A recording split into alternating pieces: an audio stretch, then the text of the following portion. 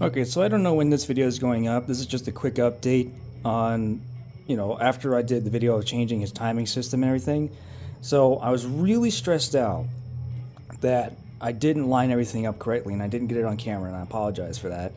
I was really tired. But I'm just now checking it, and I've learned a little technique from a buddy of mine at work that if you take a pretty long screwdriver, fair size long, you put it in that first cylinder, move the spark plug and all that stuff out of the way. You crank it all the way up to the top, just that first piston, all the way up to the top. And then that's the way you can check all the notches and make sure everything's correct.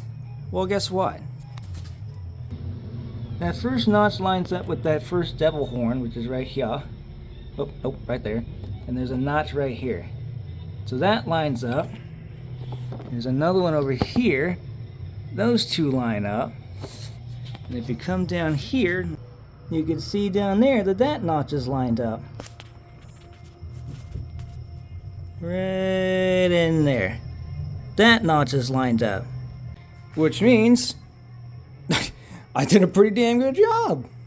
I was shocked because he runs a little rough now, but they did say when you change the timing belt, it's going to be a little rough. Mainly because it's a stronger, fresher belt, so it's going to take a minute for it to wear down. I did also change the serpentine belt too, because it was completely covered in oil. So, yeah, no, I think I did a pretty damn good job. I am honestly impressed with myself. Never tackled that ever in my life.